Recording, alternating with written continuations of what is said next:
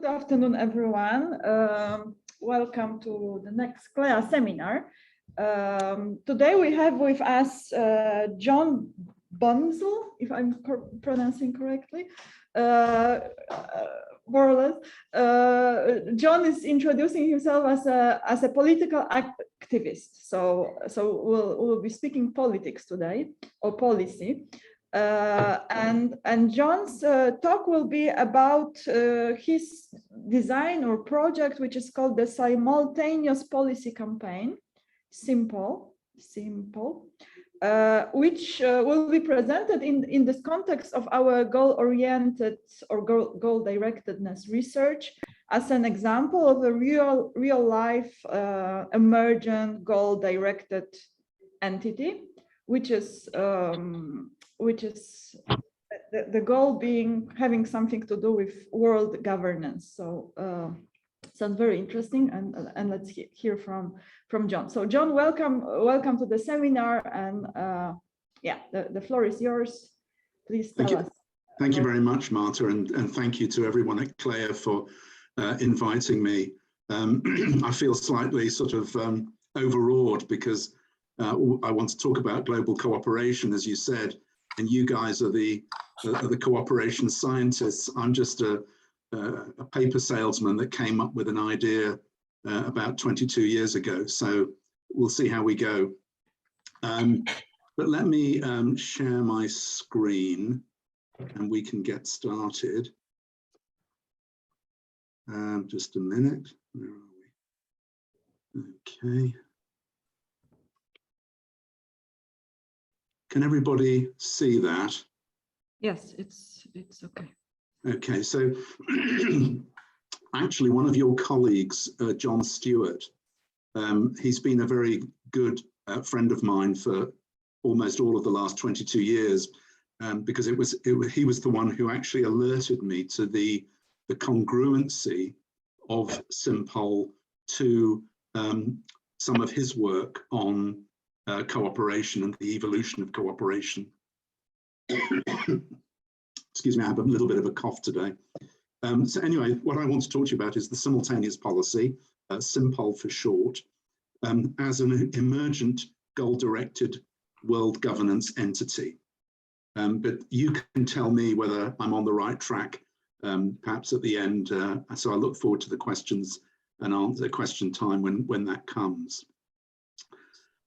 Before I go any further, I'm very well aware that talking about global cooperation when there's a war raging in Ukraine kind of makes anyone talking about global governance or global cooperation sound completely crazy. However, I think we're looking at a much more long-term situation. I think it's true to say that global cooperation is probably impossible in the short term, because without adequate trust, at least amongst the major nations, including Russia and China, you won't get proper global cooperation. However, in the medium to longer term, I think things are moving very fast. Regime change in Russia is possible, not necessarily for the better, but things are moving.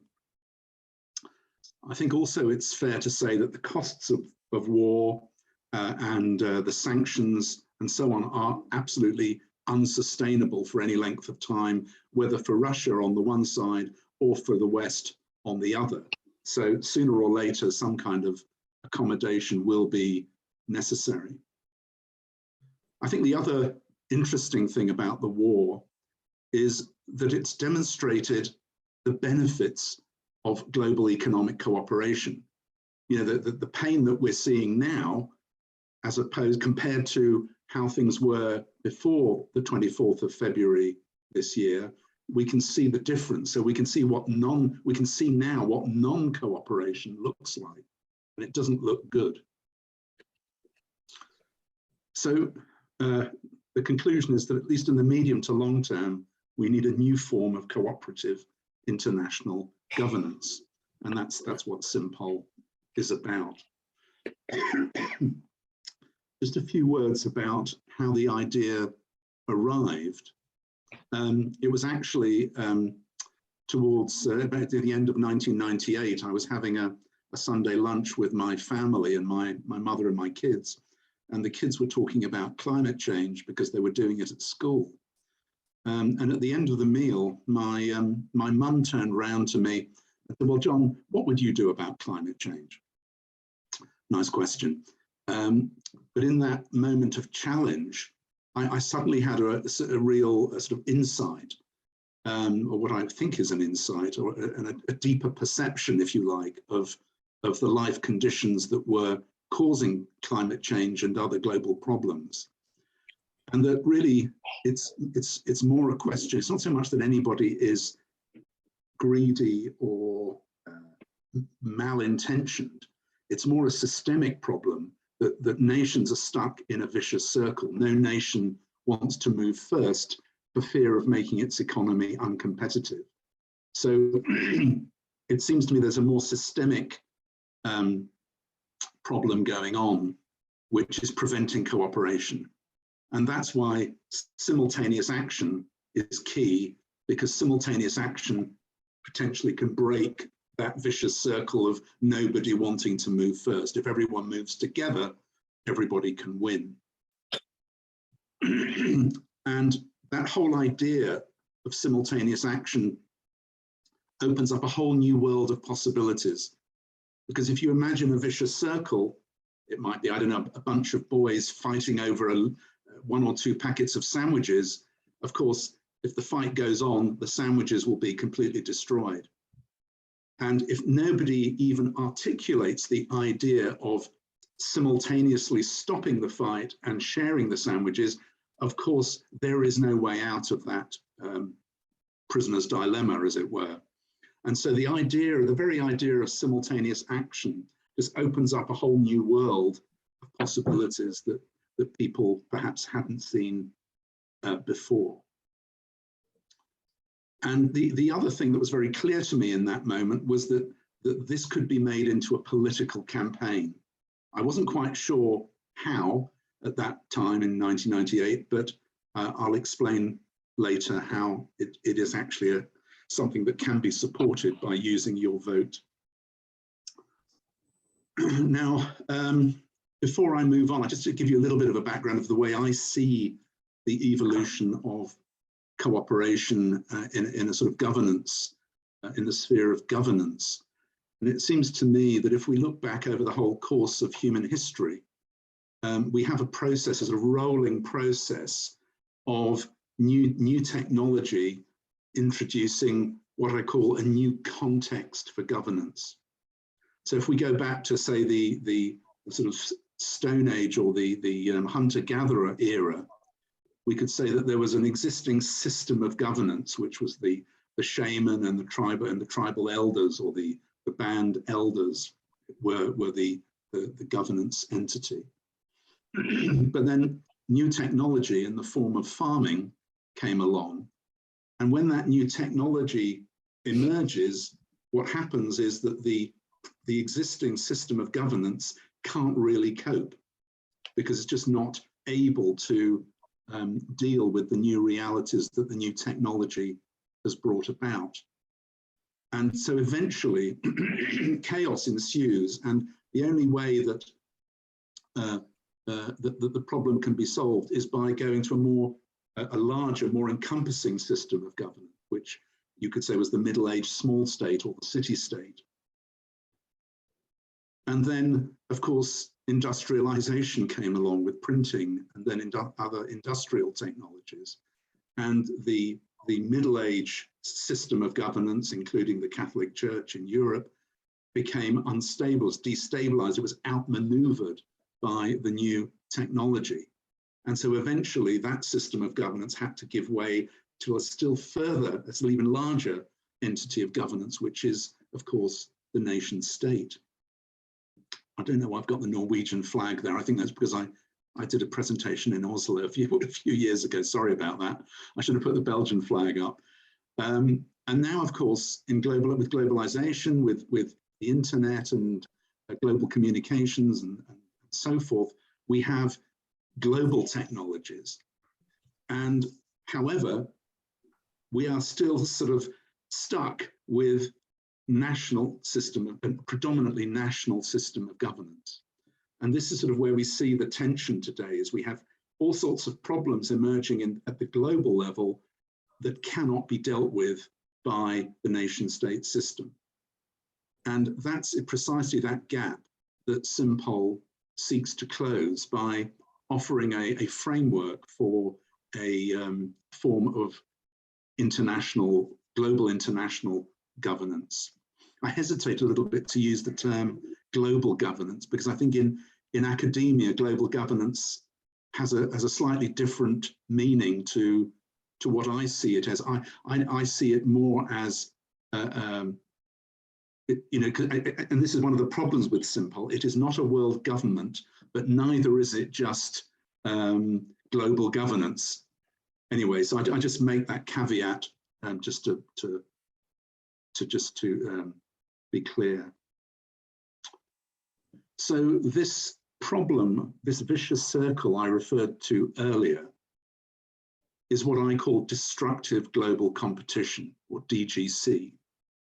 And the way I see it, nearly all of our global problems, whether it's nuclear weapons or climate change or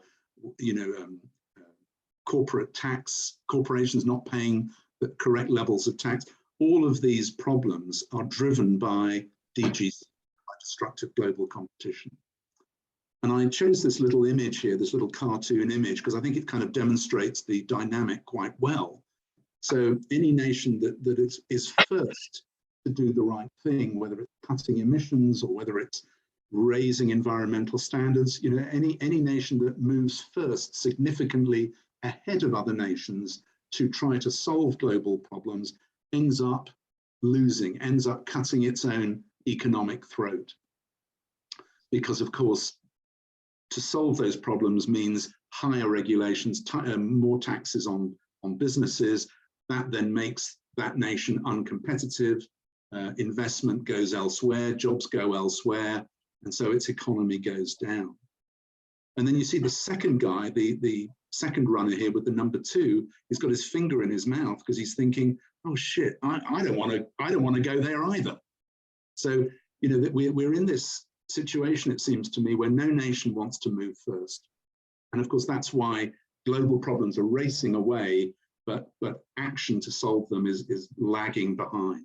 And obviously, if that carries on for too long, we are heading for complete disaster.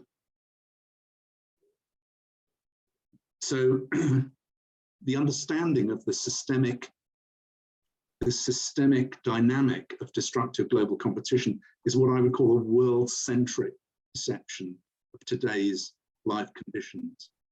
And I think this is what I call world-centric. I'll make this distinction between nation-centric and world-centric, because if you look at the world today, most people across the West at least have a nation-centric.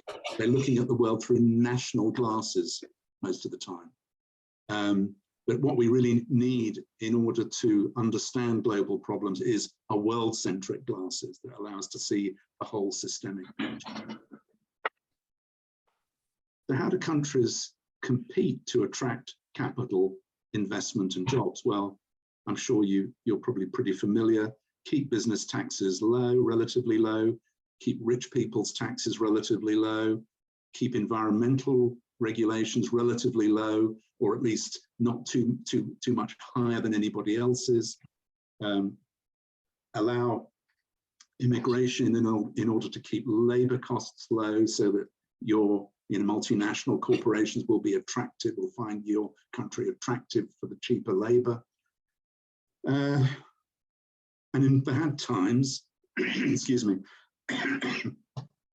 in bad times such as we're seeing now, what you have is that competition between nation states sort of goes into reverse, and you start getting governments competing to be more austerity focused in their fiscal policy than other governments in order to keep global markets happy. And we saw a great example of that with dear old Liz Truss in the UK just over the past few days. So, I mean, we'll leave out the bad times, but for the moment. But if you look at this with nation-centric glasses, keeping business taxes low, rich people taxes low, environmental regulations relatively low, all of the keeping our country internationally competitive, that sounds like a good thing if you see the world through nation-centric glasses. But when you see the world through world-centric glasses and you see destructive global competition operating, you can start to see that actually what was a good thing is actually potentially a thing that could possibly kill us. So I will sometimes refer to DGC as the DGC monster. Anyway, let me give you a few examples of DGC in action that I've fished out from the newspapers. And when you have an eye for it, when you read the paper with world-centric glasses, these things pop out at you quite easily. So here's one from the Financial Times concerning climate change. Governments remain reluctant to address this threat because any country acting alone to curb its greenhouse gas emissions without similar commitments by other governments risks damaging the competitiveness of its industries.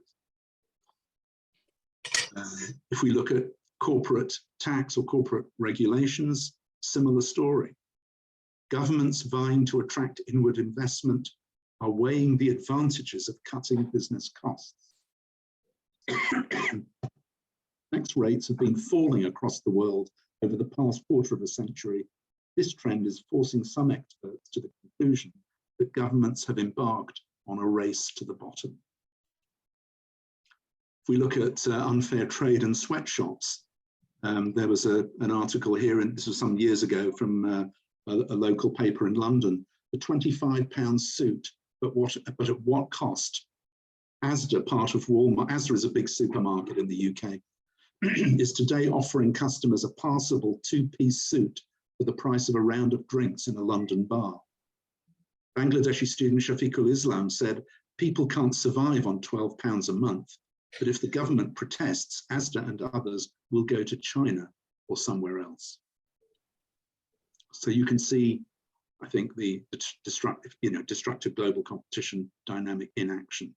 So, the underlying problem here is DGC. That's the monster that is driving that's running the show.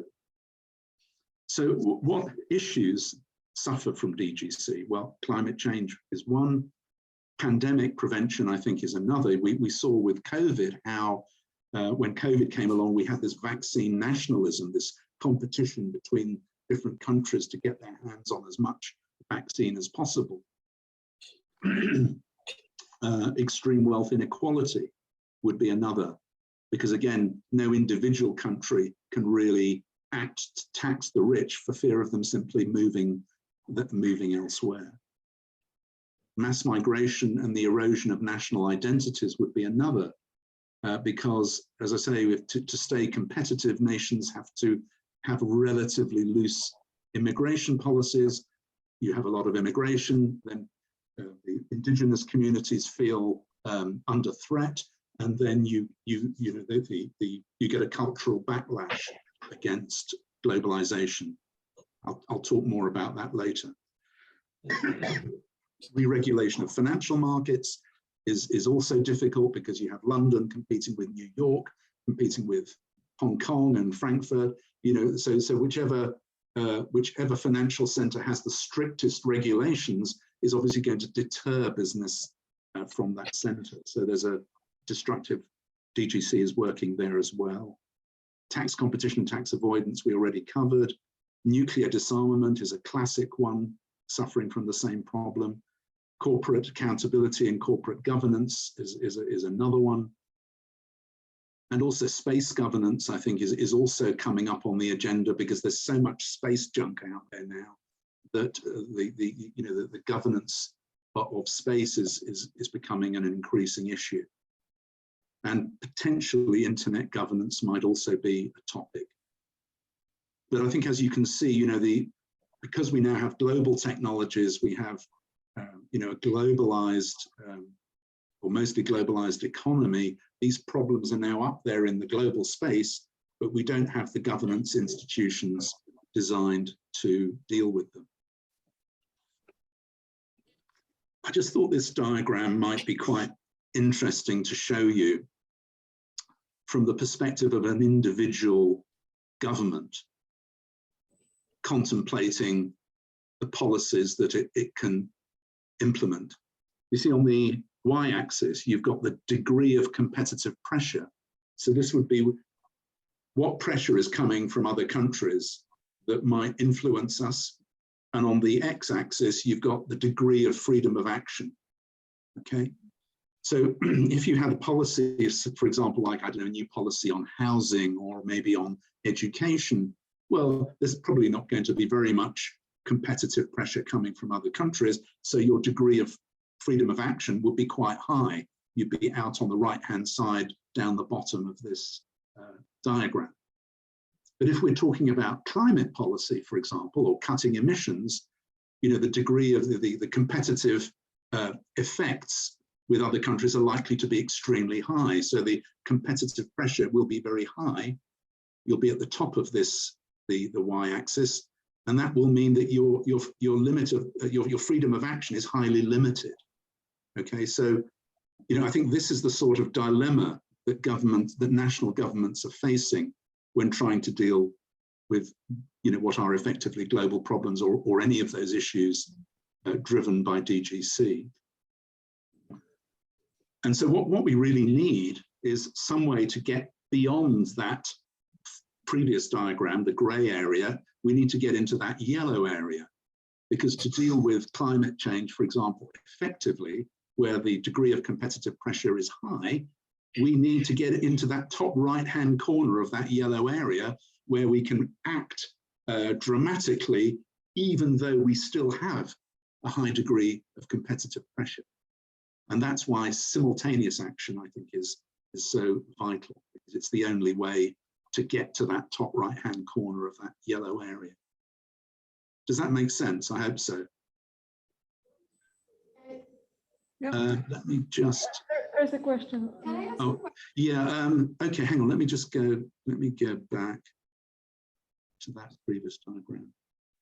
Yeah, sorry. Do you have a quick question? I mean, obviously, I hope there'll be time for questions later, but go away. Yeah, fire away if you want to ask. It's not a question, so you can continue. Maybe I ask later. So. Because I wanted to ask two questions. I think it might interrupt the flow of your thoughts. So if you think like that, then I can keep the question for the end. Yeah, okay. Well, let's keep them for the end then, if that's all right. Yeah. Okay. Thank you.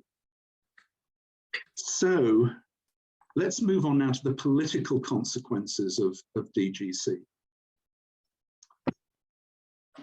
So, as I said, every government, effectively, because capital and corporations are basically can move fairly easily across national borders these days, every government, regardless of the party in power, must keep its economy internationally competitive.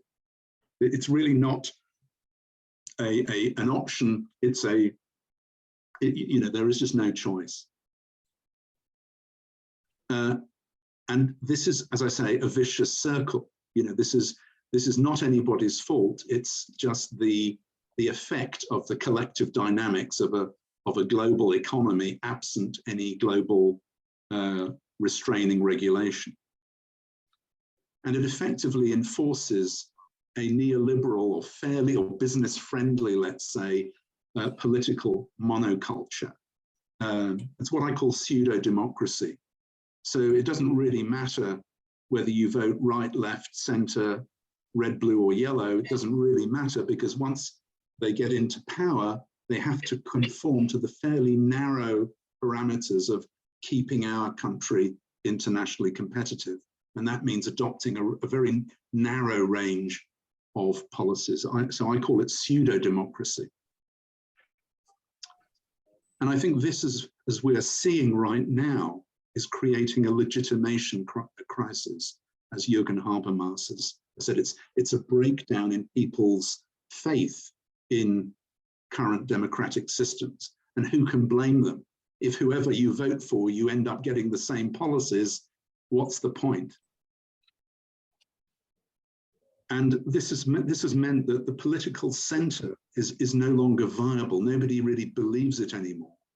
And as a result, of course, there is increased political polarization, because if people lose faith in the center because they feel it's a pseudo-democracy, they of course go to the extremes of right and left. And that's why one of the reasons we're now seeing a backlash against globalization and a move to these right-wing political parties. And the key point I'm saying, I would like to say to people, and I scream at the television when I see them talking about it, is, has nobody noticed that this is happening not just in this country or that, but it's happening right across the Western world? Why? Because the problem isn't coming from a national source. The problem is coming from the global level. It's coming from DGC. So, you know, the political consequences are very important. So where does this all leave us? Well, we need to solve DGC, but we have to be realistic. We have to do it without creating a world government, because I think that's just pie in the sky, without relying on existing global institutions like the United Nations, because they, through no fault of their own, are just not capable of, they're not configured to deal with the problems. We need to do it within existing national political systems, because evolutionary transformation is not about setting up a separate governance entity which then would just compete with the existing one. We need to work through the existing processes. We need to transform them by moving through the existing system. We need to do it without being a political party, but with citizens driving the process. And the overall aim should be to align national self-interests with the global common interest. So it's all about transforming the DGC monster, but within those parameters that I've just listed. At least that's what Simpol is trying to do. Okay, so how do we do that? How do we propose it? Well, there are 3 P's to Simpol: policy, pledge, and process.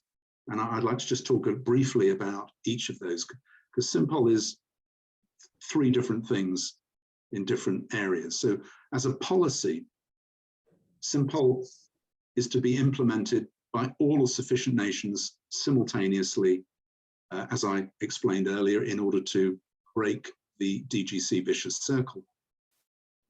And it would contain only those policies that nations can't implement alone. Okay, so it's just about the global level. It's only those policies nations can't implement alone. It's also important to recognize that Simpol is not a one-size-fits-all. We're not talking about all nations implementing exactly the same policies. We're talking about an agreement that would have some graduated differences, because obviously different nations have different capacities and capabilities. So we're talking more about something like in a national context, something like income tax, where the rich pay more and the poor pay the less or nothing at all. So there's a graduation, there's a differentiation between the different entities. And that would be the same, you know, at the global level, we need a similar kind of differentiation. Not a monolithic single policy for everybody. Also, Simpol would be a multi-issue framework dealing with more than one issue at a time. Why? Because I think one of the big problems with the current United Nations COP process on climate change, for example, is that it's trying to deal with carbon emissions alone. And if you deal with just one single issue alone, you will always get some nations that win, others that lose, and the losing nations, of course, have no incentive to cooperate, and so nothing much happens. And I think that's what we're seeing. I think we're on COP 27, is it now? I mean, I just wonder how many more of these COPs we're going to have before people realize that we need a multi-issue framework whereby, for example, just putting it very crudely, if we had a climate agreement twinned with a global currency transactions tax, the billions of dollars you could raise from the tax could be used to pay off or compensate the big losers on the climate part of the agreement. So what I'm saying really is that until we have a multi-issue approach that creates the opportunities for trade-offs and compensations, we're unlikely to get anywhere. And I think this is one of the big failings of the United Nations process. Also, Simpol would not be just about agreeing targets. It would be about detailed policies, so every nation knows what every other nation is actually going to implement and in what time frame, and that would then be agreed. So we're not talking about nebulous targets, we'd be talking about specific policies.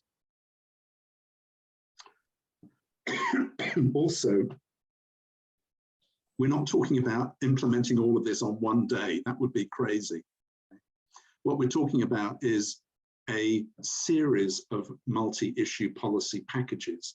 So you might have Simpol 1 in year 1, Simpol 2 in year 3, Simpol 3 in year 5, and so on. So there'd be a rolling process, and each subsequent package could also include modifications or corrections as agreed to previous packages. So it'd be a kind of rolling process.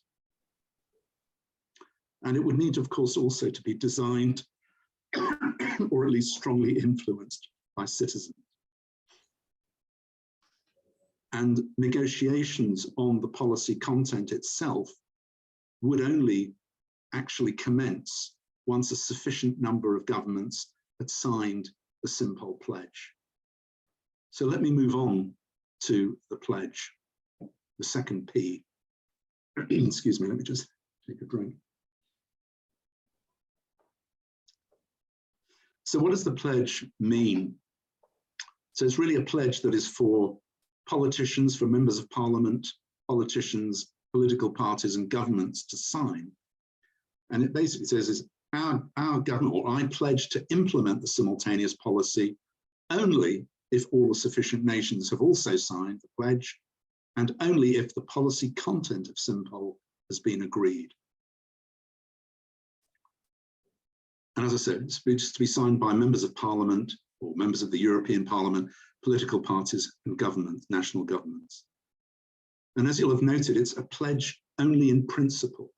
Okay, it's I will implement this policy only if sufficient countries sign up to it and if we can actually agree its content. So a pledge in principle is important because it's no risk, and it starts to build the international trust and confidence that would be required for it to actually eventually be implemented. So it's a way of getting everyone into the room. And it's there's also a kind of challenge in it, because it's saying like, I will if you will. So it's like saying, like, I've signed on to Simpol as country A, you know, and it's, what about you? You know, there's a challenge process. Because it's no risk, why wouldn't people sign up to it? And so there's a, you know, what we want to get moving or get going is a kind of challenge process. So let's go on to the final part, the process of Simpol, which I think is sort of the most interesting part in some ways. The way it works is that Simpol is, of course, a citizens' movement. And when any citizen signs on to Simpol, they basically agree to give strong voting preference at all future national elections to politicians or parties who've signed the pledge. Okay, now that might sound kind of weak, but this actually turbocharges competition between politicians and parties. Because what Simpol supporters are doing is not saying, I'm going to vote for this party or that party, but I'm going to give strong preference to almost any party within reason that signs the Simpol pledge. Okay, and if you think about it, many elections and parliamentary seats are quite often lost on very small margins of people. And so what Simpol is doing is creating a growing voting bloc of citizens prepared to vote or to give preference to whichever candidate or party signs the pledge. And this can create a powerful domino effect, as I'll show you later in practice, whereby if you can get one candidate or member of parliament to sign, in an election scenario, get one candidate to sign, there's a kind of domino effect. The others feel compelled to sign too. And so what this means is that we don't necessarily need a majority for Simpol to work. All we need is to get enough people to constitute the critical balance between the two main competing parties or candidates in any election. So if we look at it from a politician's point of view, it's like a win-win-lose. So if they sign the pledge, it's a win because that gives them a greater chance of getting the votes of the Simpol supporters. It's a second win because they don't actually have to implement anything different until all the sufficient nations are on board. But potentially it's a lose in the sense that if they fail to sign the pledge, but their political competitor does, they could lose their seat or the upcoming election. Now you may be thinking the most common objection to Simpol is, yeah, politicians will sign anything before an election, but then they'll only cancel it afterwards. But think about it. Simpol doesn't get implemented until all the sufficient nations are on board. And so there is really nothing for a politician to go back on until that point arrives. So any politician cancelling their pledge after an election would only be saying to the Simpol voting bloc, you can't trust me, please don't ever vote for me again. And of course, no politician's going to do that. And in fact, of all the politicians that have signed the Simpol pledge, none have actually cancelled it. Not so far, anyway. Now, the other point, of course, and I'll come to this a little bit more later, is that this process, of course, only works in democratic countries. But the idea is really that we get Simpol moving, hopefully, in democratic countries first.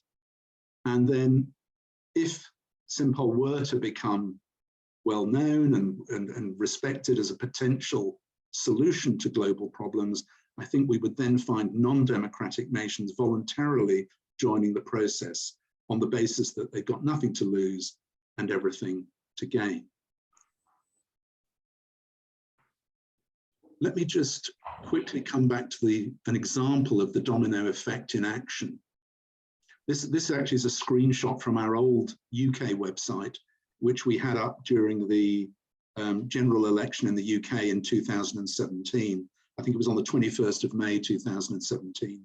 And what you're seeing here in this panel under the Vale of Clwyd, it's a constituency in Wales. And in the UK, we have one member of parliament per constituency, per electoral area. And so you can see what we managed to get the Liberal Democrat candidate, Gwyn Williams, signed the pledge on the 14th of May. And then we send a nice little email to his Labour Party competitor saying, hey, your Liberal Democrat competitor just signed the Simpol pledge. Why put yourself at a competitive disadvantage? You should think about signing it too. A few days later, he signs up. And then the night before the election, the sitting member of parliament, James Davies, the Conservative, and believe me, Conservatives almost never sign pledges, we emailed him as well. And finally, on the night before the election, he finally cracked and he signed the pledge as well. So what we had on election day was all the main candidates had signed the Simpol pledge. Whoever wins, Simpol wins. Okay, so this is actually a very powerful way of doing global politics in a way that works through national political systems, but without being a political party. So what have our results been so far? So in the UK, the last national election in the UK, we got over 700 candidates to sign the pledge from all the political parties. And of those now, we have just over 100 pledged members of parliament sitting in Westminster today. At the last Irish general election in 2017, we got 53 candidates to sign the pledge. 11 of those are now TDs or MPs in the Irish Dale. At the last German election last year, we got 50 candidates to sign the pledge, and 40 of those are now members of the Deutsche Bundestag. And we have a handful of MPs in the European Parliament, Australia, Luxembourg, and I think one in Argentina at the moment. So that's the progress we've made so far. Just a little bit more about non-democratic nations. Why should they be interested? Why should they sign the pledge? Well, they need solutions to global problems too. And Simpol's win-win framework, I think, means that there's nothing for them to lose and everything for them to gain. And particularly poorer nations, I think, would have much to gain by it as well. I think the other advantage is that Simpol doesn't come from any existing nation state. It comes from a neutral third position from citizens.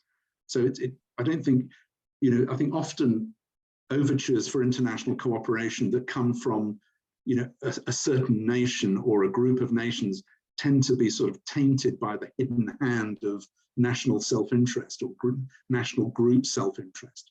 Simpol comes from a neutral third position. And I think that could be valuable. I think it's also possible that rogue nations, we're not talking about necessarily having all nations signing the pledge. There will certainly be some that refuse. But I think if there's enough nations, then those rogue nations can probably be isolated, not necessarily sanctioned or punished, but isolated in a way that means that the cooperative agreement of Simpol could not be undermined. And I think the other final point is that deepening crisis increases the incentive to cooperate. That's how evolution works. Evolution, we only shift, whether it's in our own lives or as nations, when the water gets right up to here. And I think this is you have to see Simpol, I think, against the context of that growing crisis that we are now very much in. So also there's a download on our website called the Information Pack, which would give you more details on all of this, and in particular on the process that we envisage for how the policy content of Simpol might be developed. And on the development process, policy development process, as I said, only policies that nations can't implement alone. And Simpol has a very powerful and clear subsidiarity criterion for separating out global policies or policies that are qualify for inclusion in Simpol and those that don't. And this is very important. So the test that we would apply to any policy proposed for inclusion in Simpol is this: would the unilateral implementation of that policy by a single nation or by a restricted group of nations be likely to cause that nation or group a significant competitive disadvantage? Yes or no? So if the answer is no, it wouldn't cause a significant competitive disadvantage, well, obviously then it can be implemented unilaterally by that nation or by that group. It has nothing to do with Simpol. It fails the test. If, on the other hand, the answer is yes, it would have a significant competitive disadvantage, then it qualifies in principle for inclusion. Now, that's really important because nations are only going to support Simpol if they know that it's not going to encroach upon their national sovereignty, on their national freedom of action. And this subsidiarity criterion guarantees that it won't. So the only issues that Simpol will contain are those issues that nations can't handle alone. So Simpol is probably, I think, often when people talk about world government or global cooperation or, world parliaments and all of this sort of stuff, often they don't have a clear criteria for differentiating what is national and what is global. Simpol is the only one, as far as I know, that really has a clear answer to that. I think the other point is quite interesting, is that this automatically excludes many culturally divisive policies. So, for example, if say somebody suggested, well, we should have, I don't know, we should have a global policy and capital punishment, or something like that, or the death penalty. Well, does it pass the test? Would the implementation of the death penalty by a single nation cause that nation a significant economic competitive disadvantage? Obviously not. So it just doesn't apply. So there's a whole raft of policies that are culturally sensitive, which would automatically just get excluded anyway. And coming back to the subsidiarity criterion, as I say, it safeguards national sovereignty in terms of those policies that nations can deal with alone, but it also extends national sovereignty by offering nations a way of cooperatively dealing with the policies they can't deal with on their own. So I hope that makes sense. The other point, I think, is that Simpol, I would see, as a kind of way of integrating left and right.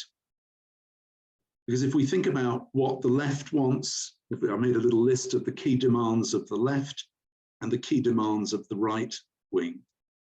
And if you think about Simpol or something, being implemented to solve these global issues, what would happen? Well, we'd be able to solve climate change. That would be, for example, that would be a big win for the left. However, because it occurs simultaneously, no nation's economic competitiveness would be adversely affected because everyone's moving together. So no nation's competitiveness would suffer against any other nation. So that is the key demand of the right. There would be less wealth inequality because we would be able to raise global taxes, redistribute them across national borders to those nations that need it. That would be a key demand of the left. And as a result of that, if people can make a better living in their home country, that would reduce the need for mass migration, immigration. And that in turn would secure cultural and national identities. Those are demands of the right. The left wants good safety, social safety nets and services. Again, if governments work together, they can raise global taxes and higher taxes on multinational corporations, which would fund much better public services. And of course, both sides want peace and security, which greater cooperation would deliver to everybody. However, there are huge cognitive barriers to this kind of thinking and this kind of idea. The biggest one in my experience, and I've been at this for about over 20 years now, is, as I hinted earlier, it's what I call nation centrism. And I'm talking mostly about Western countries. In some other parts of the world, it's even tribal centric. It's even lower down the hierarchy.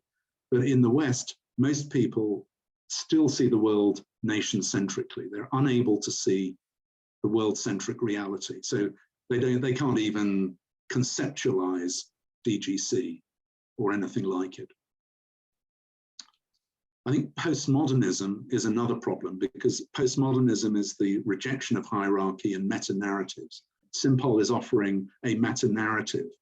Of course, postmodernists, I think, just would not resonate with it at all. There's also the understandable objection that, well, come on, it'll never happen. It's such a long-term goal. People quite naturally will tend to disbelieve that it's possible. And I think also there is a public goods bystander effect. So when we're talking about public goods. I mean, this comes from Mancur Olson, I think his book, what's it called?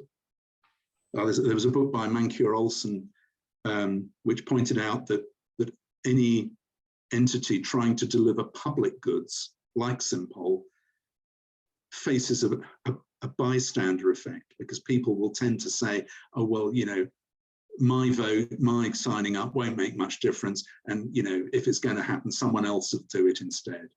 So there's that kind of bystander effect.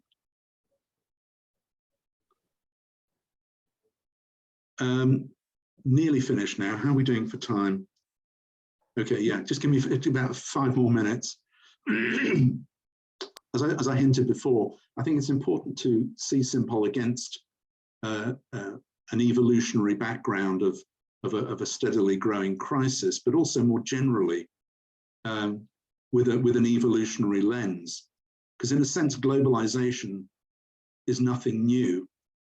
I'm not an evolutionary biologist, but as I understand it, the protocell, billions and billions of years ago, before there were even nucleated cells, in protocells, there were all sorts of organelles and entities within the cell that were competing themselves to death repeatedly, or the cell was being invaded by other cells. And the key transition of the nucleated cell was that the nucleus was able in some way to orchestrate cooperation within the cell. And that transformed it into being a nucleated cell. And you could think of the world, the whole world today, as in a sense, a protocell struggling to become nucleated. So as I say, I think evolution has some good metaphors that will help us when thinking about global governance or international governance. Protocells to nucleated cells, to multi-celled organisms, to societies of multi-celled organisms, families, to larger tribes, to larger middle-aged small states, to larger nation states. And now we're at the next level. We're now struggling with a way to find a route to some sort of global international governance. And like I said, competition drives cooperation. I think this is one of the paradoxes that people fail to understand. Competition actually drives to a point of crisis whereby either there is a complete collapse and regression, or there is a phase transition or a bifurcation point up to a new level, a higher, more encompassing, larger level of cooperation. And in a sense, that's been the dance between competition and cooperation throughout evolution. And I think if we sort of understood, had this evolutionary view, it would help people to understand where we are now in the world. So as I say, there's been this consistent expansion of human governance units. And the next step, hopefully, will be global cooperation. Because if it isn't, there's only one other way to go, and that will be down into chaos. Maybe we're already on that trajectory, I don't know. And yeah, multi-level selection theory seems to be the closest thing. You know, so this is David Sloan Wilson and E.O. Wilson. Simpol seems to be very congruent with that, and that's also why John Stewart is very interested in. David Sloan Wilson is very interested in what we're doing as well. And the reason I focused on DGC, on destructive global competition, as this sort of monster, is because, in a sense, for humanity to come together and cooperate, we need to identify an outer threat. Now, of course, there's no aliens coming from outer space, so that isn't an outer threat. But if we start to see the dynamic of destructive global competition that we're all sort of embedded in, as in a sense an outer threat, then I think that is a very potentially unifying realization. And yeah, this just finally, as I say, transformation, evolutionary transformation works best if it works through the existing systems rather than trying to work against them from outside. And I think this is the key magic of Simpol, if you like, is that it allows us to use our already existing right to vote to powerfully push political parties and governments towards global cooperation. Yeah, I don't know if you're familiar with Arthur Kessler, who I think first came up with the theory of holons and holarchies. And in his book, Janus is summing up, he said, evolutionary progress requires simultaneous coordinated changes of all the relevant components in the structure and function of the organic holarchy. So Kessler really understood the importance of simultaneous action. Yeah, David Sloan Wilson, yeah, it's a pleasure to read a book that captures the modern evolutionary worldview so well. Your actual solution is very clever. We even share an awareness of the need for a psychological therapeutic process and a global policy-making process. Yeah, what he's referring to there about a psychological therapeutic process is I wrote my book, The Simpol Solution, with a psychotherapist, Nick Duffel. And it's really, how do we help people make this psychological transition from nation-centric thinking to world-centric thinking? And yeah, Ken Wilber has been a strong supporter as well for many years. Central idea of Simpol is very powerful. That is the notion of how to link votes in one country with votes in another, how to link political action in one country with action in another. International competition is built into the nation-state system at its current level of development. So the issue is not environmental concerns, but how to get humans to agree on environmental concerns. This is really fascinating and very hopeful. In my opinion, this is the critical issue for the 21st century. Yeah, and as I said, there's my book, co-written with Nick Duffel, is available. It's called The Simpol Solution in English. There's also a Dutch version. You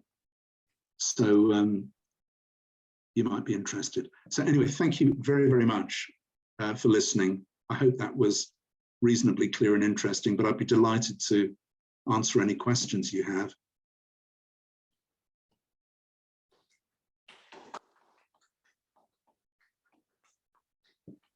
Okay, so I suggest now, if whoever can, just please show your faces. It will be nicer for the discussion.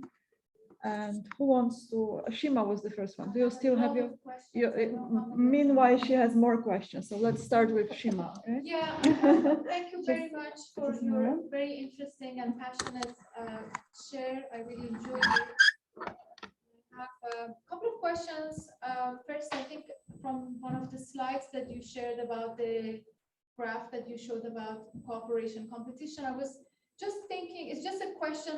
If you don't want to answer, it's fine. But I just wanted to know, what is the difference between your model, the equilibrium that you're introducing, with Nash equilibrium? So for example, if you introduce an alternative competitive equilibrium in a dynamic nonlinear system, the actors immediately gravitate towards that. So it creates a healthy type of competition that would kind of nudge the people to behave differently. So kind of like my background is non-linearity, so I'm just thinking. Sorry, you'll need to speak a little slower and a bit louder. I'm struggling to hear. Sorry. So I'm thinking, can you hear me now? Just about.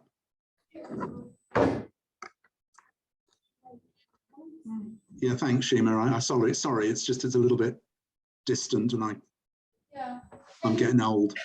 Can you hear me better now? That's a little better, yes. Yeah, okay. So the first question is about that slide that you shared about the competition cooperation. So I was thinking if you could kind of share a little bit about the difference between the model that you introduce and you envision with Nash equilibrium in mathematics, because in mathematics, if you introduce an alternative equilibrium, you can kind of see a self-organization in the complex system to emerge, and that introduces a new types of if you like, a basin or a place of interaction for the complex adaptive systems that you have. So the first question is this one. And then I think I summarized, I have many questions, but I think my overall feedback is that I think what I would add to what you shared is the crisis of consciousness. I don't think it's kind of like, it's a lack of knowledge or policy, I think is really the if you kind of look at spiral dynamics, for example, like I'm sure that you're aware of that because I saw a lot of references there. So Yeah. You said about transnationality, something like that. I think it's also about how we are actually embodying more of the world in ourselves. So kind of a transnational identity probably should emerge, kind of like a global consciousness within the national identity. I wanted to add that I think it's just one of I remember when I did my PhD back in the UK, there was one quote, it was the economy stupid. So I think it's the mind, it's the consciousness that we need to focus on. So I just wanted to share that. Yeah, I mean, on your first question, Sheena, yeah, I mean, I'm not a mathematician or an evolutionary biologist. I'm just a paper salesman. But I think what you're talking about, yes, I think Simpol does follow very much that idea of it's sort of creating a new attractor, as it were, for the system to shift, if that's what you meant. So yes, I think that is correct. On your other question about consciousness, I completely agree with you. I think the reason that Simpol isn't further along, even after 22 years of effort from myself and my team, is absolutely because of consciousness. And that's why I've tried to sort of encapsulate that into nation-centric and world-centric, to try to give concrete examples of that, so that people can start to sort of see what that really means in terms of the actual problems that are facing us. And I think that, so I think you're right that this transnational identity definitely needs to develop and emerge. But I like to think that by having a model of an actual way of making that practical through the political process, I hope will help that.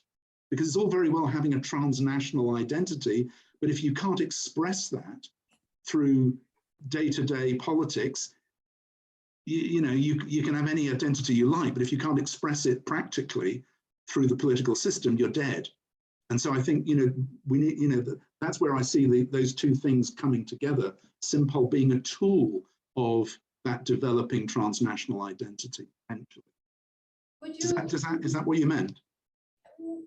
Yeah, I mean, it was just a kind of a comment. It wasn't like criticizing anything, it was just commenting. I think it's kind of like political meditation, if you like.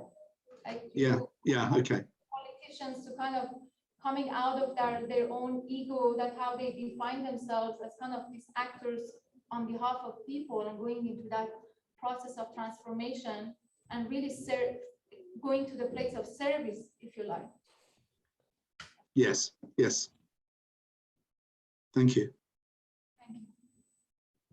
All right, Evan. Yeah, it's like lots of comments also. Like, so in general, I think like this DGC, you see it like as the multi thing.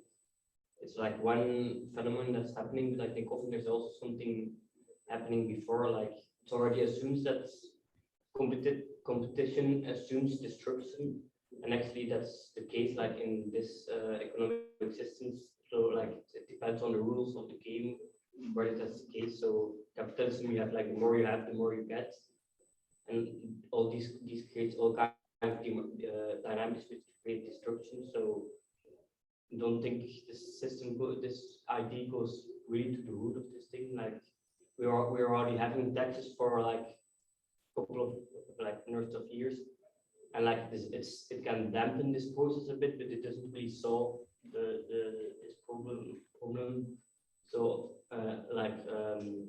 we see so like another related question to that is like, I think when like I can imagine like politicians will sign this pledge, but then what will come out of it, because like we also see like these stops where they're like all agreeing that they will have to do something, but they're often it's like pretty weak what comes out of it, like what's the result. So what they agree upon will be like pretty weak and can maybe dampen a bit. So sorry, just if I understand correctly, you're asking what will you know, if politicians sign the pledge, will anything practical really result from it? Well, that's one of the questions. Yeah. Well, obviously, the you know, nothing in principle can result from it until you get all the sufficient nations on board.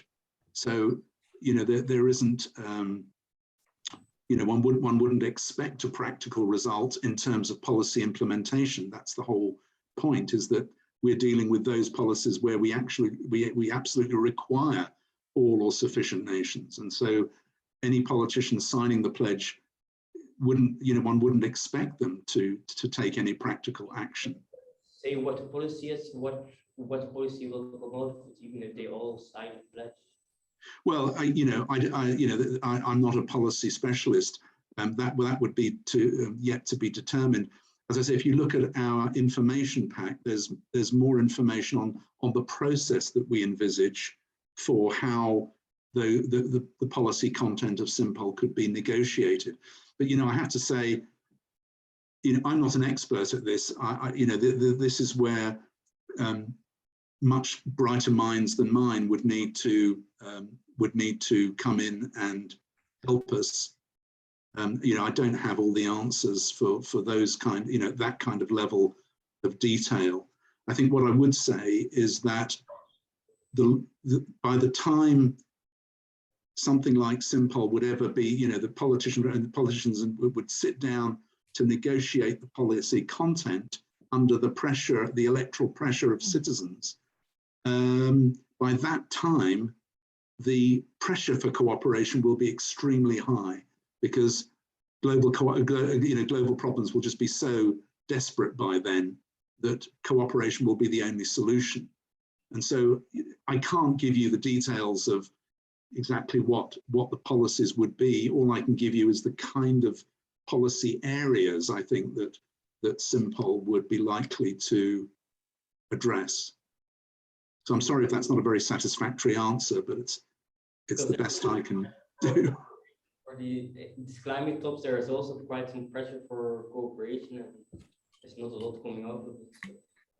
Well, I agree with you. The problem is that, like I said, they're just talking about one issue at a time, and the big emitters of carbon have little incentive to cooperate with it, which is why we are getting very little action. So I think it's a problem. You know, you could say, oh, well, you know, the Paris Agreement, that was a simultaneous global agreement. Yes, but the problem is it's not a multi-issue global agreement. It was only a vague agreement about targets.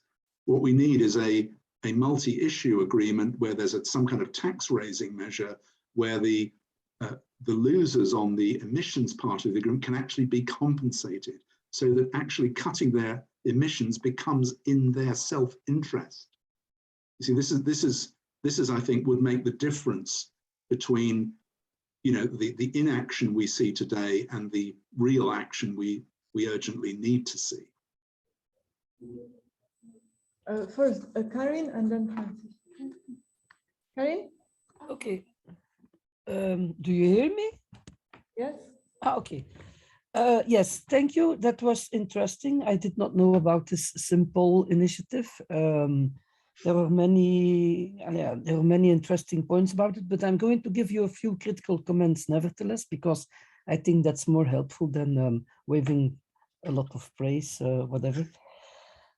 The first thing is, and I noted this more often in all this kind of more structural attempts to theorize and even intervene in practice with global political and economical phenomena, is that although you are in practice trying to work to change what was called in the traditional theories le rapport de force, the balance of the powers, by using soft power, by connecting people, debt pledge, etc., etc. And it's a mechanism that to some extent might work. But what I miss in your analysis is precisely this idea of power and the balance of powers. There is no analysis, no theoretization of power, not as some vague pseudo-natural phenomenon, but as the effect of real social and cultural and economical structures and relationships made by humans, for humans, and against humans. This is the big weakness of your approach and all this kind of approach, which is one of the reasons I also think that it is much less successful than it should be. A second thing is that, and this is related to it, you speak about nations and then the world, but the global nature of companies, multinational companies, is not taken into account. And this relates also because there is no clear analysis of the power balances that you have to address, which is, I think, why you lack tools, instruments to really influence the processes, because the lobby power of the multinationals is so big that they can, even on the international level, often manipulate or even set aside policy decisions, even if they would suppose now that your system is perfect, and it would amass the necessary support, even if decisions would be made on this basis. A third thing is also related to this, and I think that for a healthy, I mean, subsidiarity is really not the model you need. Subsidiarity is what the European Union also touts and promotes. But what people don't know is that subsidiarity is the ruling model and mechanism of the Catholic Church. It is really not, it is really not a very democratic or cooperative or kind of structure. In subsidiarity, what happens is that the top level determines how much autonomy the basic levels have. And I think that any healthy mechanism that relates bottom and top should work in the other way around, or at least on a dual basis. So what I miss is anything like a conception of the not only positive nature, but also the necessity of the local parts in the system, the nations or even smaller entities to this. You will bounce on the old Hegelian problem. If you have no outside, then you don't have an inside either. And this is one of the reasons that the so-called global system is so unstable. This also relates to this matter of identity, transnational identity. I of course agree that national identities are historical constructs to a large extent, not 100% completely, but to a large extent, and more local ones as well. But if there will be anything artificial, it is this transnational identity. The European Union, again, has had whole plans to try to construct something like a European identity. There has been a lot of policy. Some initiatives in the result that resulted from this were good, but they completely escaped actually the logic of this construction of identity, which is like the international traveling of students in the Erasmus program. But for the rest, the whole attempt to construct a European identity is a complete failure. It doesn't simply work. People feel European when they are outside of Europe, because then you see the contrast with other parts of the world. Inside of Europe, they feel not European, they feel whatever.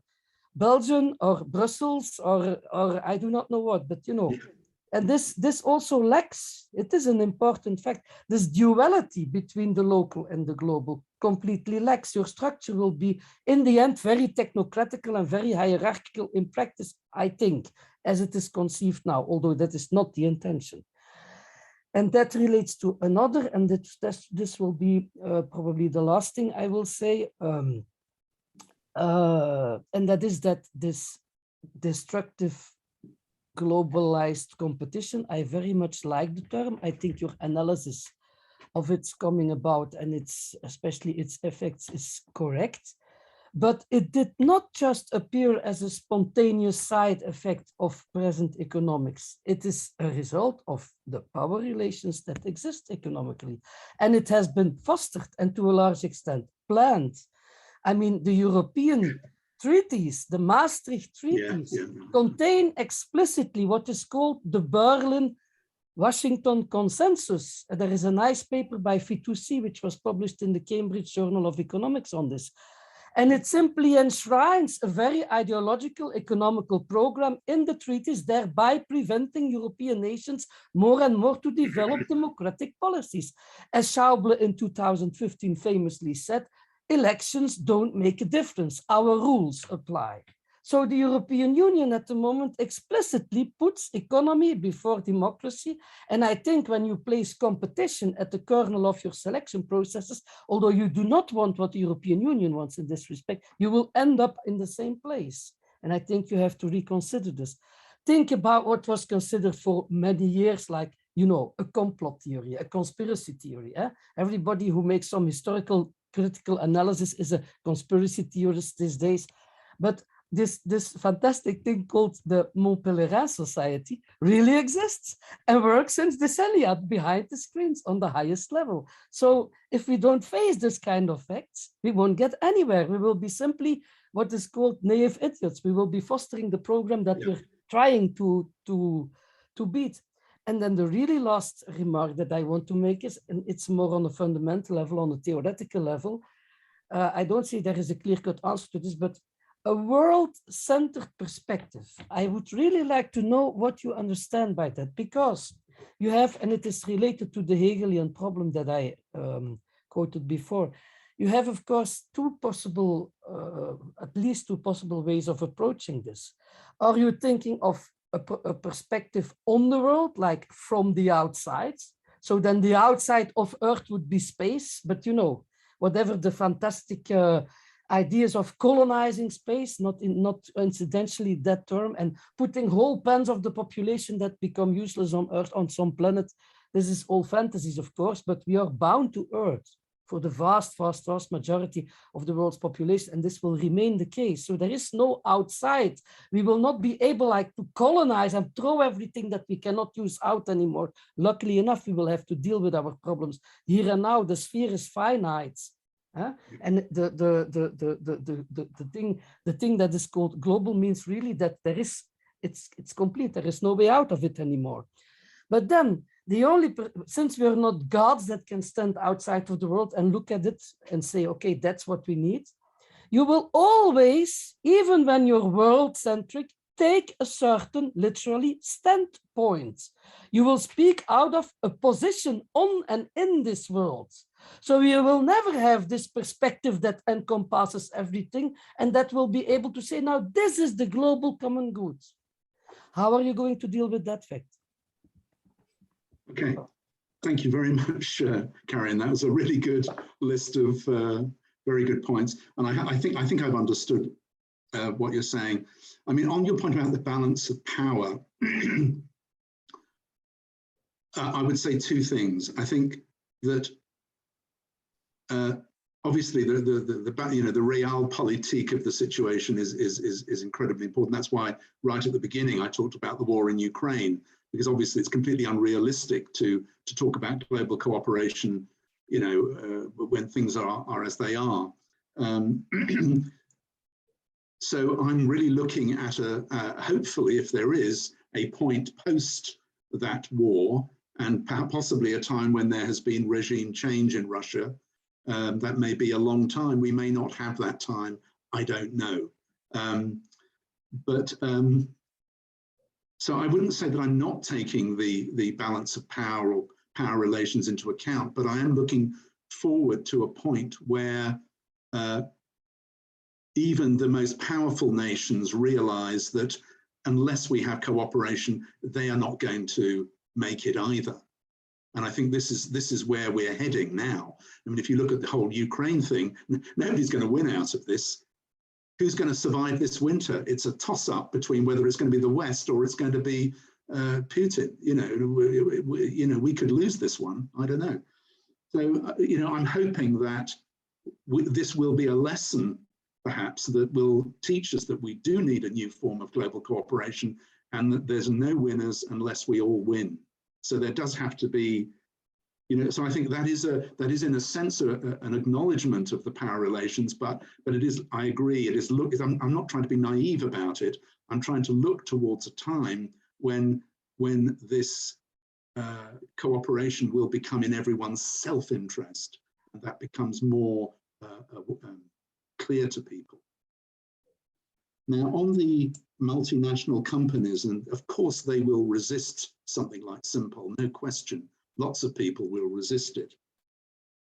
But I think the point is that, and perhaps I didn't emphasize this enough, is that the the power that citizens who support Simpol can exert to get politicians to sign the pledge. And I think I've demonstrated that even with a tiny number of people, we can get a lot of, I mean, what I haven't told you, Karen, is how few supporters we have. Perhaps I shouldn't say that on a recorded video, but we have a relatively small number of supporters. But despite that, we can have a very big effect on politicians signing the pledge. Now, if you imagine that we can actually achieve much larger numbers of supporters, not only can we get politicians to sign the pledge, we can also start to dictate to them what the policy content of Simpol should be. So I think what I'm trying to say is that we shouldn't think that Simpol is about just getting politicians to all sign a bit of paper and then they go off and decide the policies. No, our voting power gives citizens the opportunity to have a strong influence on what those policies will be. So if the corporations don't like it, the only way they could stop it would be by completely usurping the system of democracy completely. So there would be an utter, they'd have to destroy democracy completely to make Simpol unworkable. So I think it is very much a bottom-up citizen initiative. Now on the subsidiarity thing, I'm not sure I agree with you, because I think that the subsidiarity criterion ensures precisely that Simpol doesn't encroach on the national or local level. It keeps itself just to the global level. That is a way of respecting the national. It's a way of respecting the local, right? And also, I mean, in a practical sense, I think the two are really complementary, the local and the global. For example, if we want to have localized economies, what better way than to have a global tax on long distance transportation? That would make local economies much more competitive everywhere immediately, but you won't do it without global cooperation. And what's more, you will have less pollution because there'll be less transport, there'll be, the spin-off benefits will be massive. So I see something like Simpol as very much respecting the national and the local, empowering the national and the local. And that's why I say, Simpol is not a world government, it's simultaneous action by nations. It's actually a national, it's a nation empowering. It's not globalist, it's the opposite. It's a nation empowering program, if you see what I mean. On the identity point, I can't quite remember what you said now. Karen, can you just very quickly remind me again? I simply said that trying to construct identities, even when identities always to some extent are constructs, artificial in that sense. Yeah, no, I get it. We see that it already failed completely on the European level. Exactly. No. And that's precisely what I mean, just coming back to what I said just earlier. Simpol is about empowering individual nations. So it doesn't require, it requires a certain understanding of DGC and global dynamics, but it doesn't actually require citizens to have a world-centric identity. What it requires of them is to understand how they can help their own nation through cooperating with other nations. It's making global cooperation in every nation's self-interest. That's what I meant by aligning national interests with the global common interest. So I don't think there's an opposition there. We're not requiring people like the European Union to adopt some sort of nebulous European identity, which, as you quite rightly say, immediately falls apart when it's under pressure. We're saying, no, we need nations. They are the actual supports upon which the global level can simultaneously, jointly be constructed in all of our interests. So I don't think it requires a transnational identity, really. Although I think I think that there needs to be some kind of move more towards the world-centric glasses on things like DGC, but it doesn't require everyone to feel I'm from the world or I'm from Europe. You know, I'm from Britain. God help me.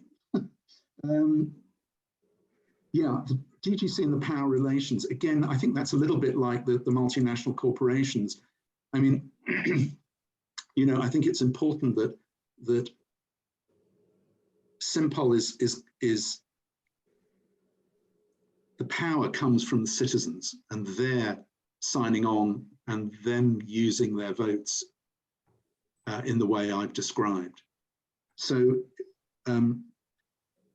destructive global competition only really tries to elucidate the negative aspect of competition. I mean, there are positive aspects of competition, you know, but this is the problem with the Washington Consensus and the neoliberals, is they only, you know, they only see the good side of competition. They don't see the destructive side of it. And I think what Simpol is doing is saying, you know, competition can be good, but what we've got to do is to take out the destructive aspects, and then we're just left with the good aspects. In other words, markets need regulation.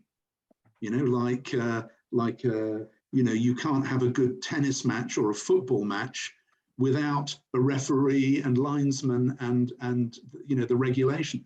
Then the competition is healthy. If you take away the regulation, the competition goes unhealthy and destructive. So it's that's kind of the idea. I hope that kind of answers that. And then I think your point about what does world-centric mean, you're right that we can't look at the world from outside. But I think I use the identification of DGC as a way of being in the world, but also recognizing dynamics that are beyond almost as if they were coming from outside. You know, they're of course not. They are the collective, the emergent effects of the power dynamics and everything that's going on, as you say. But I think if we can identify them while still also being in them, then that I think is the key. Does that? So I hope that kind of answers.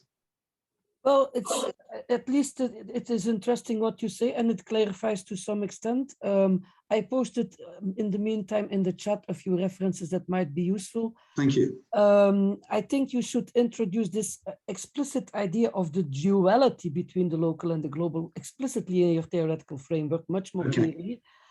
That would help on many accounts the story, not in the bad sense, in the good sense that you're trying to tell.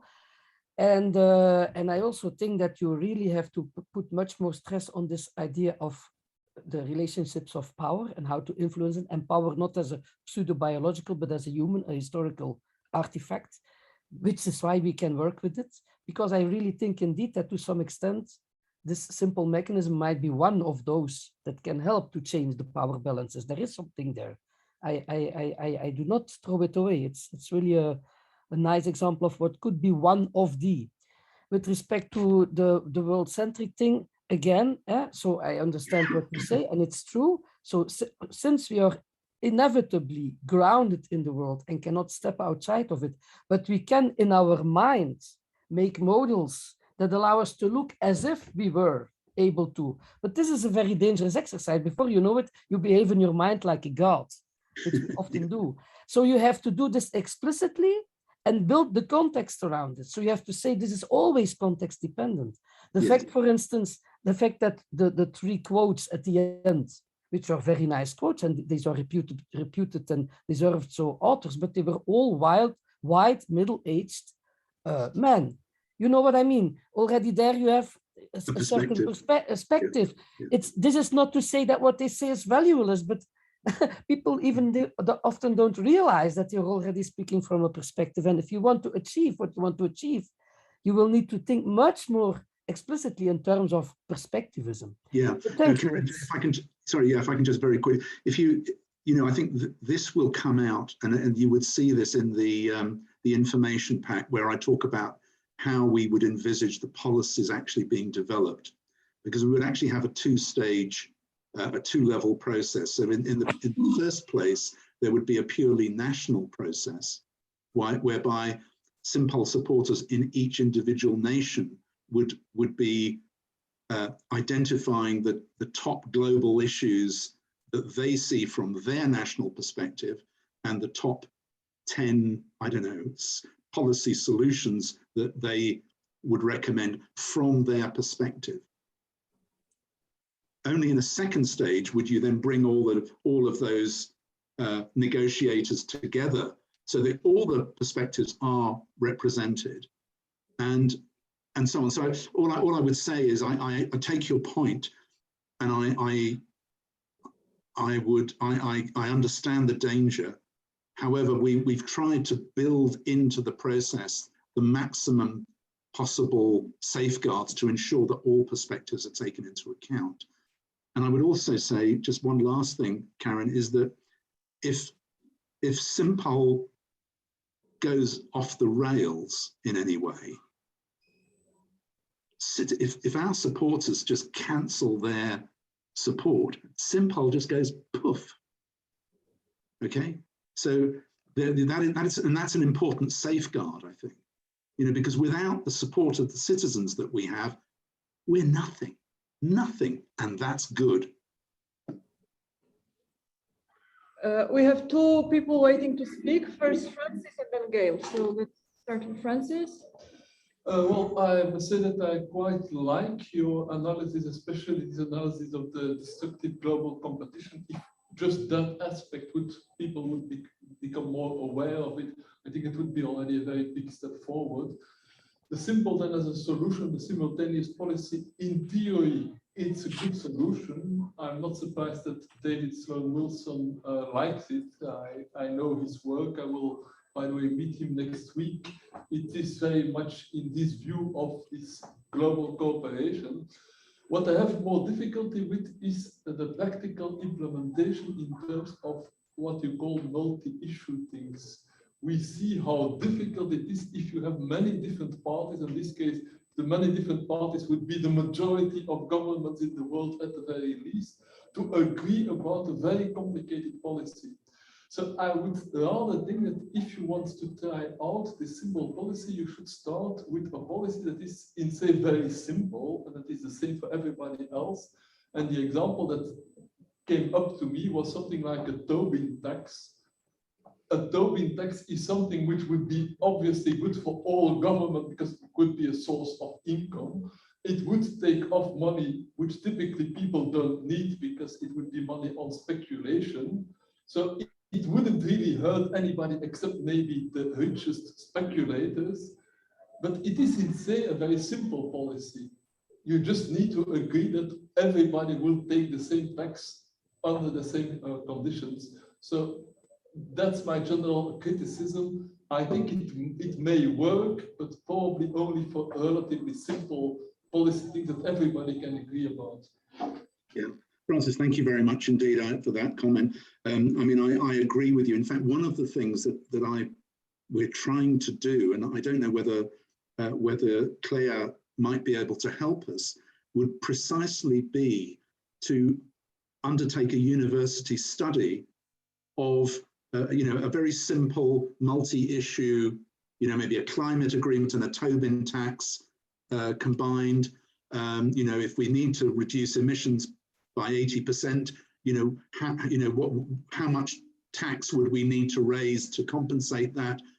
So we need, it would be great if we could get a university study done to actually give an example of how a simultaneous implemented multi-issue framework could operate. Because I think if we had that, I think that would at least point the way for international cooperation and give a model for its feasibility. I mean, I maybe later, Marta, I can send you a little outline plan for such a study, which it's just a one-pager. Maybe you could perhaps have a look at it and see if you can see if there's anyone who might be interested at the Free University, perhaps.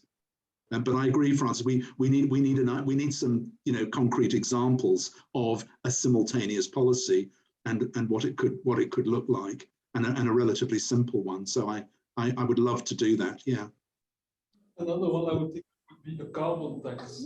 Carbon is something that's relatively easy to measure how much carbon you take, but the problem with carbon taxes is that some people will be more affected to it by other people, and some of the people who may be affected may be poor people. Or with a Tobin tax, money from those who have money to spend, otherwise they wouldn't be speculating with it. Yeah, no, I know it's complicated, and I think that, but I don't think it's beyond the wit of some clever university professors and students to be able to come up with some modeling on this. But anyway, I take the point. Yeah, there's a quick comment to this from Shima, and then we move to the next point from So I Dave. just wanted to suggest a website that I think is very, very helpful. It's called Government Zero. Instead of O is a zero. That's an attempt, I think, very, very interesting and successful. I think very, very similar to what you try to do in Taiwan. And there is a very interesting TED talk by the Ministry of, I think, Information of Taiwan that they did that. And they actually got rid of the government completely. And they kind of created this 100% citizen-oriented bottom-up movement. And they tried out different types of policies for a temporary period of time.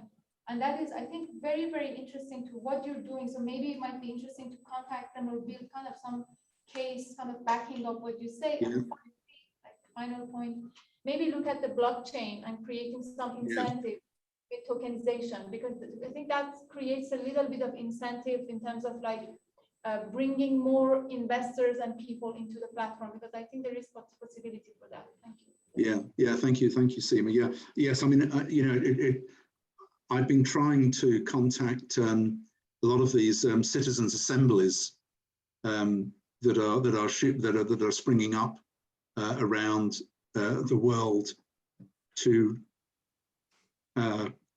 offer them Simpol as a kind of tool for how they could get their ideas actually implemented, rather than just being a kind of advisory body to government or a consultative institution or organization. So thank you for that. I'll take a look at that. Government Zero, yeah?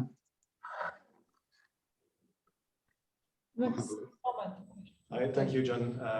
I enjoyed your presentation, it was stimulating.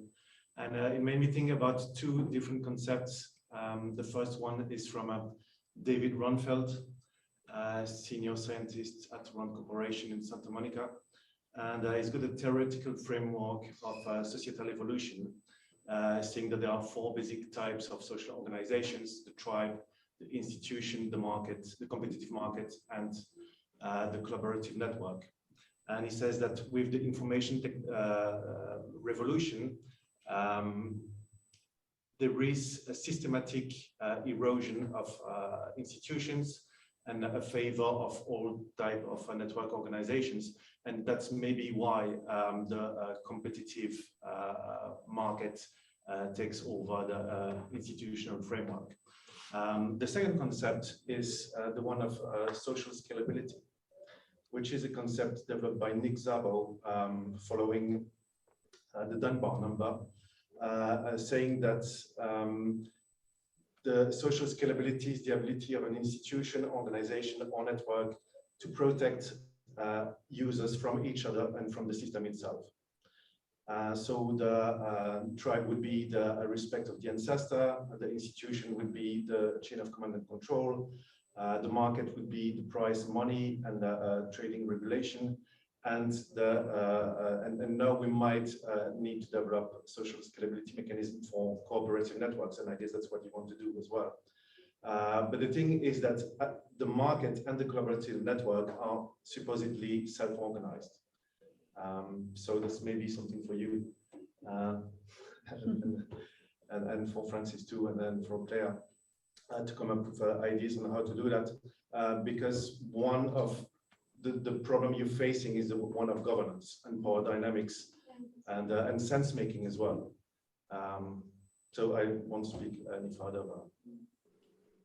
Yeah, thank you. No, that's interesting.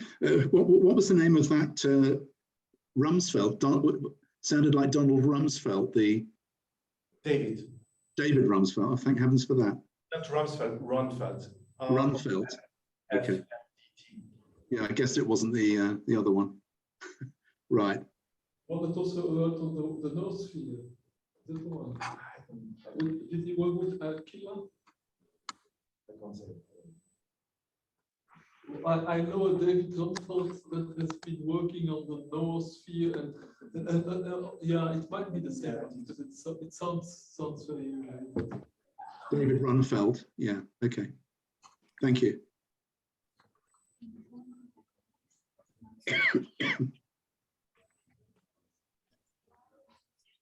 Any other thoughts or?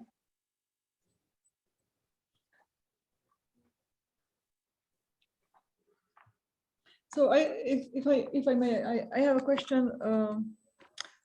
Following up on the comments that were given mostly by Francis and Karin, like imagine that, I completely agree that giving a simple, strong example, which is like, like very crispy and kind of, because if you like put a lot of things on the table simultaneously, I actually like, I kind of like listening, and I end up in this point that you actually included in this, one of the slides. Oh, it will never work. So it's like if you put everything there, it's like, like I love such scenarios, except that the credibility of like, okay, like can it work, kind of like, it's weaker and weaker. Whereas when you get one simple thing which is like clearly beneficial to everybody if they cooperate, yes, and you just present a very simple model to them. Look, this is your benefits. The only, like, this is like a very simple prisoner dilemma presentation, yes? And here is the mechanism how you will do that. And you don't even, like, yeah, it would be nice to show the effect on a, like policy, climate policy and so on, but it already becomes complicated, yes? So like you don't have to, yes? Even like, because the first demonstration of the policy in the, like that it works actually, that it's like it can be agreed upon. It's like such a strong first case that then more complicated policies can follow using the same mechanism. So actually putting a lot already on stake is can be kind of detrimental for this demonstrative power of it. But the question like I have, and I don't know to whom, maybe to you, maybe to Karin, maybe to everybody, is okay. So let's consider that we are like making a model of just this simple policy of this particular taxation. How do you throw in the consideration that Karin said that should be thrown in, meaning the power structure? Like how do you make the approach and the model more sophisticated that we kind of incorporate this consideration into the mechanism? Yeah, well, again, like I say, I think that it would depend on sufficient citizen support, because if we have that, only with that power can we ensure that politicians do what citizens want rather than what the market or the corporations want. So it's important to realize, Marta, that Simpol depends completely on citizen power. Because without that, basically it works on the basis that politicians, at the end of the day, when push comes to shove, they need to get elected. And if that depends on our vote, on the Simpol vote, we can determine the policies as well. So, I mean, the power relations thing, I think is it's a reality, but I think we are, we are looking at a rather different situation where if there are enough of us, enough citizens, we can use the electoral process to overcome the resistance of the corporations and markets. And I mean, it's already happened before. you know, the corporations and the markets didn't want Brexit. But the voters in the end, I mean, whether you like their decision or not, at the end of the day, the voters trumped, or voters overpowered the desires of the market. So, you know, but I do agree with you, Martha, about, again, coming back to Francis's point, we need a simple policy example.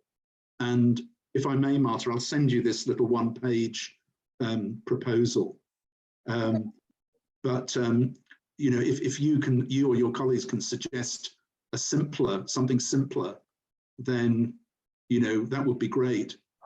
Because I think a proper, well-done university study on this would give Simpol the ammunition to take it forward, both to politicians as well as to our supporters.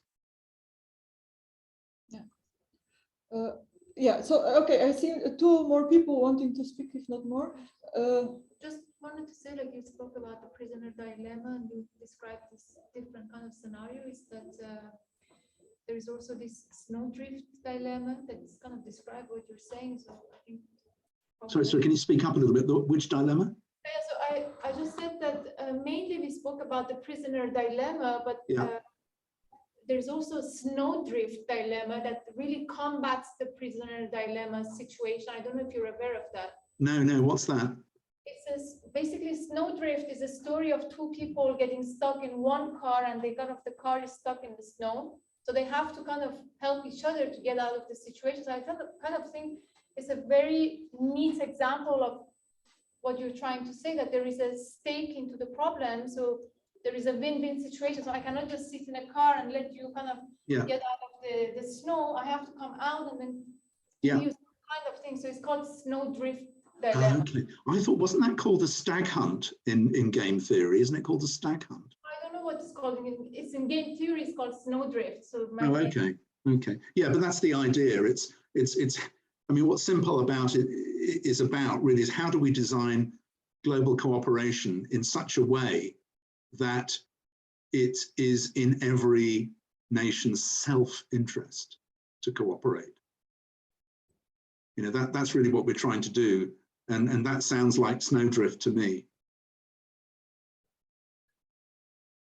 So everyone gets out of the car to get rid of the snow. We have Angus wanting to speak, and then Karin. So if we can proceed. Thank you. Sorry, you wanted to say something? No, go ahead. John, thank you. I enjoyed listening to you. I probably, like others, have a lot of sympathy for what you're saying. I agree with that there is a world problem, and I'm very sympathetic to what you want to try and achieve. And I can see that you've done an enormous amount of work over more than 20 years, so I appreciate that. There are one or two things, like on identity and your description of power, which I suspect are inconsistent, but I don't want to touch into those. What I want to do is just make one suggestion to you, which you may or may not like, because it will seem maybe but it's this. The problem that you think you have is not the problem you actually have. After all these years, if it was the problem, you would have solved it. So take a step back and assume it's not the problem. What is the problem? And what's your path then to achieving it in such a way that nothing stands in the way of it?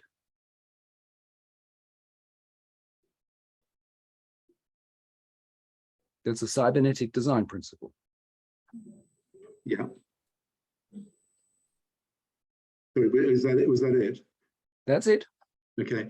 And so what I mean, to me, what I thought was the problem was DGC. What I've recognized for some years now. What's DGC? Sorry? What's DGC? Well, there's this vicious circle of destructive global competition. No nation wanting to move first. But I don't think that's really the problem. I think the problem is a consciousness problem first and foremost. I just don't think. When I challenge you about what is DGC, I don't mean that I have no idea what you're talking about. I'm saying the moment you start having abstractions like that, you have a problem. You need to be very concrete. You need a universal level and a concrete level on the earth, and nothing in between. Nothing in between. Everything in between is just a distraction. So what's the universal principle up here? So you have like a universal principle that says something like, it has to be in the interests of people to cooperate. Something like that. I don't know. You can say what it is. So, but you would put it as some kind of cosmic social level or earth-wide. You're trying to think from an earth point of view. Therefore, you're saying there's a universal earth-wide principle that we need to adopt. Yeah. And then on the ground, there is something. Leave out everything in between, and all fuzzy abstractions get in the way of designing a solution that will take you from where you are to where you want to be. Right.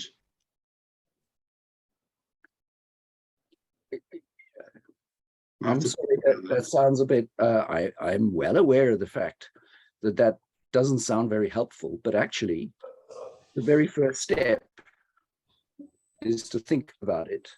And actually, once you adopt it, it becomes revolutionary. Then you're saying, okay, well, what is the problem? And what do I do about it? And what help do I need?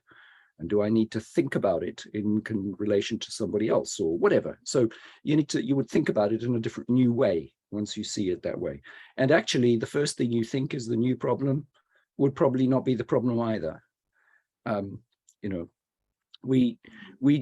We have a tendency to regurgitate the problems that we think we are. Why do we have a worldwide problem? Because all sorts of people are regurgitating their solutions to the problems that they think they need to have in their countries and across the world. And it generates exactly what you're talking about. Yeah. Yeah, no, I see your point. And I after 20 years, I'm not sure I'm the right person anymore to free myself. Know the territory. You now know the territory. So what you need is some navigation aid for how to travel through that territory and to figure out where you want to get to in it. That's what 20 years has gained you, a great knowledge of the territory. Yeah. Okay. Anyway, I hope not try to be difficult. No. On the contrary, after 20 years, believe me, it crosses my mind every day that I must be getting something completely wrong. However, it's difficult without some help to try to find one, it's a little bit like going to therapy. You go to a therapist because, self-knowledge is the most difficult thing on the planet. So I think I would need some help, some professional help. There you are. If you're offering, Gangus, let me know your hourly rate. There are a number of people who work in this way. I can even, I do as well, but I can let you know about other people as well. Thank you. Yeah, no, I'd appreciate it. Yeah.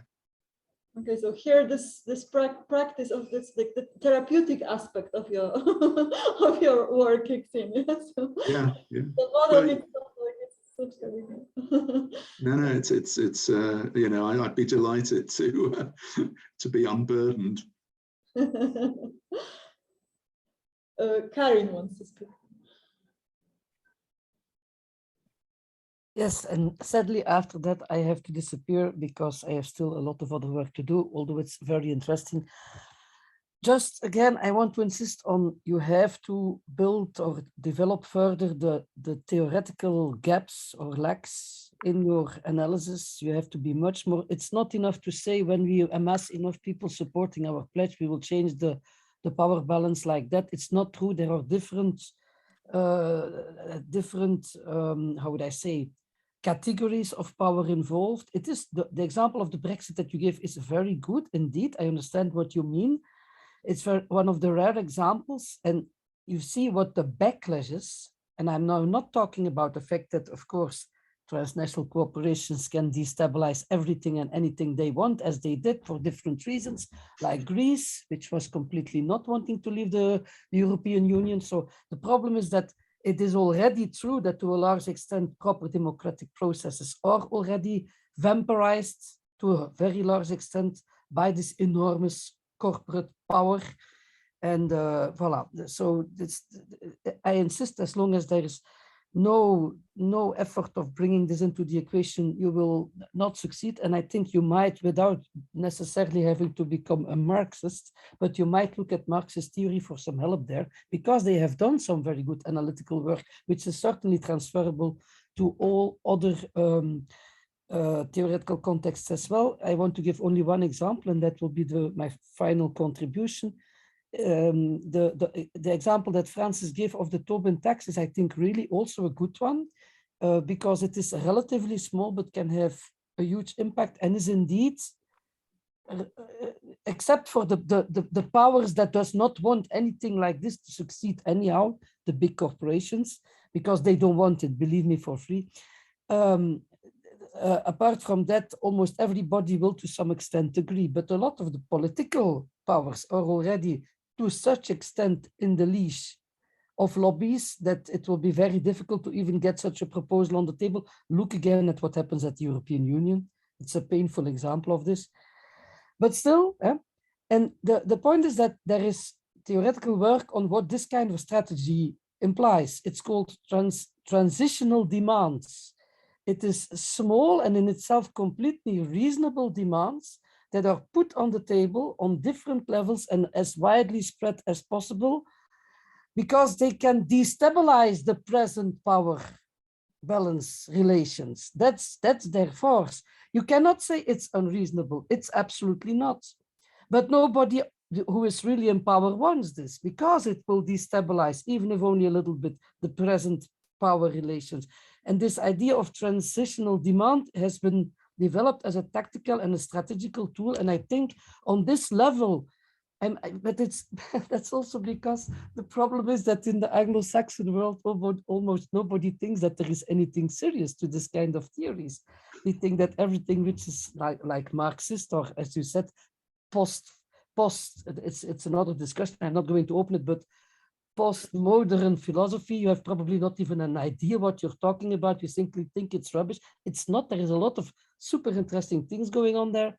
So that's why your theoretical part is so, how would I say, not full grown, still in its infant. It's like a child a little bit. You have to work much more on this if you want to be stronger in the development of your concrete practice.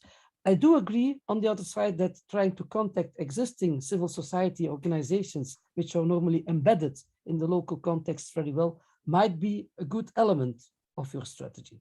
So, and I just encourage you to continue. I agree with Angus that what you do is certainly worth of support, and I have a lot of respect for it. So don't take my criticisms wrong. No, not at all. No, I very much appreciate that, Karin, and everything that everybody has said, because, you know, I'm very open to a collaborative effort.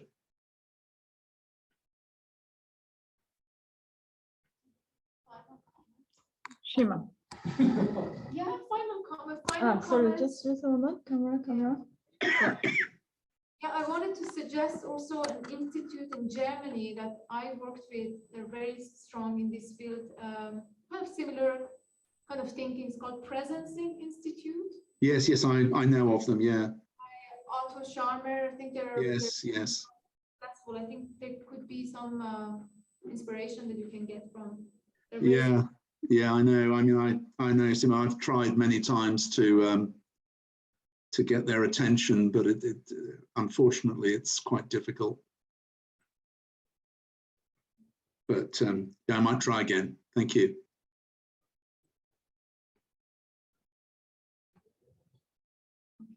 Yeah, Karin is going away, and also yeah, it's time for us to finish, because the time is up for today. So thank you so much, John, for this. Thank you. I really appreciate all of you, and thanks for spending the time and thinking about it. And you know, if you want to email me any other questions or suggestions, please do. Yeah, and it seems that some connections have been made, and you know, like you are also welcome to join our other seminars, and you know, like keep the conversation going. You see, like some of us are here present in the room, so sometimes you know, like maybe you want to come over and you know, have some. Yeah, I'd love to. I'd love to. I'm sorry I couldn't come this time, but we can maybe another continue time. on this you know, thread of like, okay, so what is your problem? Yes, let's reframe it. it was a bit What is my problem? That's the question I ask myself every morning. Yeah, so you know, like a lot to discuss, but for today we are finishing. So thank you so much. Yeah, take care. Thank you, Marta. Thank you, everybody. Cheerio.